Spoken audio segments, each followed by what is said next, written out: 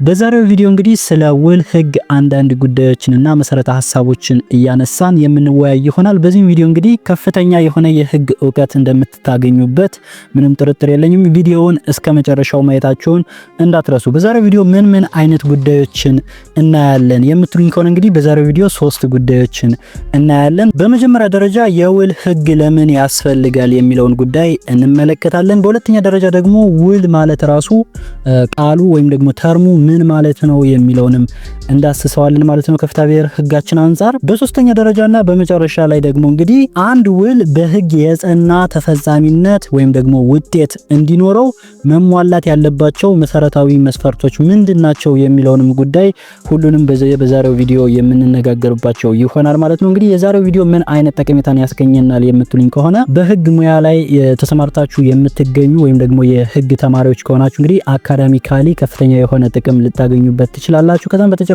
ደግሞ ከህግ ፊልድ ውጪ ያላችሁ ሰዎች ከሆናችሁ ከፍተኛ የሆነ ጥቅም ታገኙበታላችሁ። ከዕለት ተዕለት ህይወታችሁ የሚያጋጥሟችሁ የተለያዩ ህግ ነክ መፍትሄ ለሚሹ ጉዳዮች በቀላሉ መልስ ታገኙላችኋላችሁ ማለት ነው። ስለዚህ ቪዲዮውን እስከመጨረሻው መከታተላችሁ እንዳትረሱ።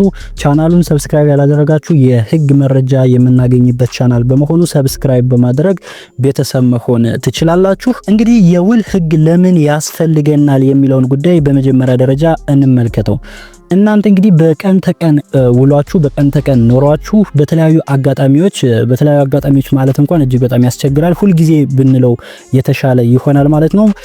ቤታችሁ ልትሸጡ ትችላላችሁ፣ ቤታችሁ ልታከራዩ ትችላላችሁ፣ ስራ ልትቀጠሩ ትችላላችሁ፣ ሰራተኛው ልትቀጥሩ ትችላላችሁ እና የተለያዩ ግብይቶችን በምትፈጽሙበት ሰዓት እንግዲህ ይሄ ግብይት ህጋዊ በሆነ መንገድ እንዲከናወን፣ ቀልጣፋ በሆነ መንገድ እንዲከናወን የሚያስችለው የህግ አይነት የውል ህግ ይባላል ማለት ነው።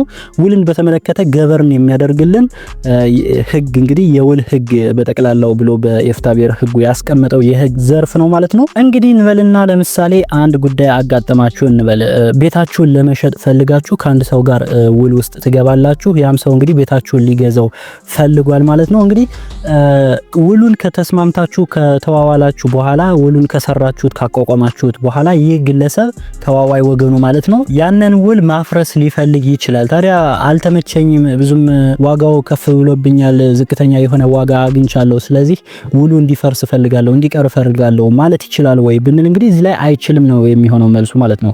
ምክንያቱም የውል ህጉ በግልጽ ደንግጎ እንደሚያስቀምጣቸው ወደፊት እንደምናያቸው ማለት ነው ገንዘብ ነክ የሆኑ ግብይቶች እንግዲህ መከናወን ያለባቸው እጅግ በጣም ቀልጣፋ ምቹ በሆነ ሁኔታ ነው እንጂ አንድ ሰው ስላልተመቸው የገባውን ውል ማቋረጥ ወይም ደግሞ ጠቃሚ መስሎ ስላልታየው ለሱ አንድ ጊዜ ከገባ በኋላ የሚያቋርጠው ከሆነ በዛ ግብይት ላይ እምነት ሊኖራቸው አይችልም ማለት ነው። ነጋዴዎች አንድ ጊዜ ከተሸጠ በኋላ እንደገና የሚፈርስና የሚቋረጥ ከሆነ ማንን ሊያምነው ይችላል?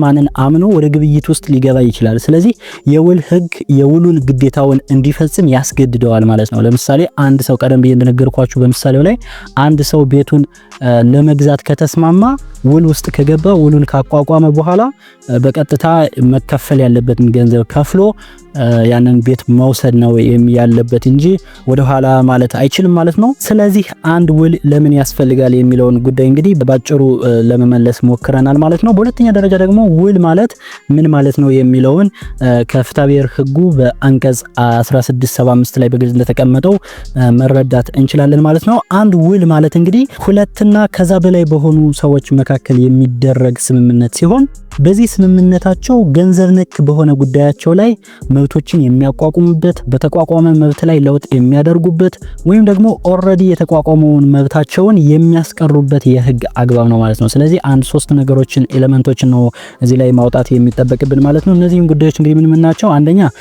ሁለትና ከዛ በላይ በሆኑ ሰዎች መካከል የሚደረግ ስምምነት ነው። በሁለተኛ ደረጃ ደግሞ ገንዘብ ነክ የሆነ ጉዳይ መሆን አለበት ማለት ነው። በስምምነታቸው ውስጥ ሊያስተላልፉት የፈለጉት መብት ገንዘብ ነክ ሊሆን ይገባዋል ማለት ነው። በሶስተኛ ደረጃ ደግሞ መብትን ማቋቋም ሊሆን ይችላል ወይም ደግሞ በተቋቋመ ውል ላይ ለውጥ ማድረግ ሊሆን ይችላል። ከዛ በተጨማሪ ደግሞ የተቋቋመን ውል ማስቀረት ተርሚኔት ማድረግ ሊሆን ይችላል ማለት ነው።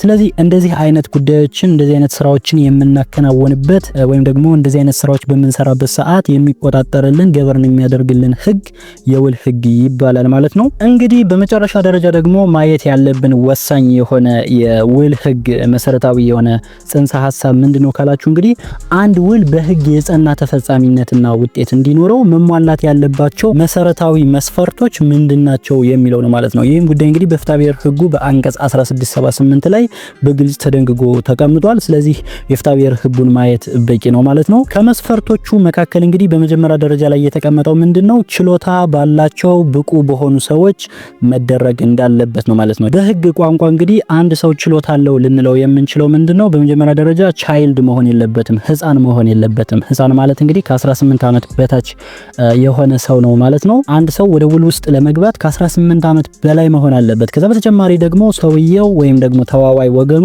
ኢንሴን መሆን የለበትም ወይም ደግሞ የአይምሮ በሽታ ያለበት የሚወስናቸው ውሳኔዎች ምን አይነት የህግ ውጤት እንደሚያመጡ ምንም አይነት እውቅና የሌለው ሰው መሆን የለበትም። ከዛ በተረፈ ግን በፍትሐ ብሔር ህጉ አማካኝነት እንግዲህ ኢንሴን ተብሎ ሊገለጽ የሚችል ሰው ከሆነ ወደ ውል ውስጥ መግባት አይችልም ማለት ነው። እነዚህ ሁኔታዎች እያሉ ወደ ውል ውስጥ ገብቶ ቢገኝ ምን ይፈጠራል የሚለው ጉዳይ ማወቅ እጅግ በጣም አስፈላጊ ነው። ቀደም ብዬ እንደነገርኳችሁ እንግዲህ የውል ህግ ለምን ያስፈልጋል በሚለው ጉዳይ ላይ ስነግራችሁ ምን ብያችሁ ነበረ? የተስማማነው ስምምነት ተፈጻሚነት እንዲኖረው ነው ማለት ነው። ሁለት ተዋዋይ ወገኖች ሻጭና ገዢዎች አንድ ጊዜ ውሉን ከመሰረቱ በኋላ ወደ ኋላ እንዳይሉ፣ አሻፈረኝ እንዳይሉ ወይም ደግሞ ሐሳባቸውን እንዳይቀይሩ፣ እንዳይለዋውጡ ለማድረግ ነው።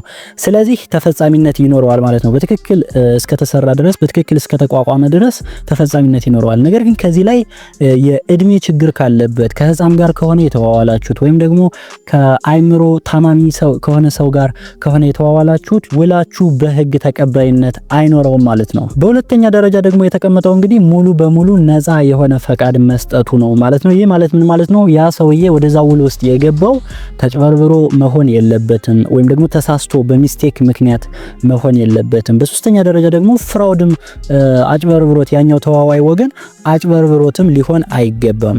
ከዚህ በተጨማሪ ደግሞ ምንን መጨመር እንችላለን? ያ ሰውዬ ወደ ውል ውስጥ የገባው በግድ አስገድደውት መሆን አይኖርበትም ማለት ነው። እንግዲህ አንድ ትልቅ የሆነ ቤታችሁን ለመሸጥ ውል ውስጥ የገባችሁት ልጃችሁን አግተውባችሁ ስመ ንብረቱን ካላዘዋወራችሁ ልጃችሁን እንገላለን የሚሏችሁ ከሆነ እንግዲህ እዚህ ላይ በግዳችሁ የገባችሁት ውል በመሆኑ ይህ እንግዲህ ተቀባይነት የሌለው የህግ ተፈጻሚነትና ጽኑነት የማይኖረው የውል አይነት ይሆናል ማለት ነው። በሶስተኛ ደረጃ የተቀመጠው የውል መሰረታዊ የሆነ መስፈርት እንግዲህ የውሉ ዓላማው በግልጽ የተብራራ የሚቻል ህጋዊ እንዲሁም ከሞራል ያልተጻረረ መሆን አለበት ማለት ነው። እንግዲህ የውል ዓላማ ይኖረዋል ማለት ነው። ሁለት ሰዎች በሚዋዋሉበት ሰዓት የውላቸው ዓላማ ሻጩ ፈረሱን ይሸጣል፣ ገዢው ደግሞ ፈረሱን የሚገባውን ገንዘብ ከፍሎ ፈረሱን ይወስዳል ማለት ነው። እንግዲህ የውሉን ዓላማ በተመለከተ በግልጽ መብራራት አለበት ማለት ነው። የትኛውን ፈረስ ነው የፈለከው የሚለውን ጉዳይ በተመለከተ እንግዲህ በግልጽ መብራራት አለበት እንጂ ጀነራል የሆነ ተርም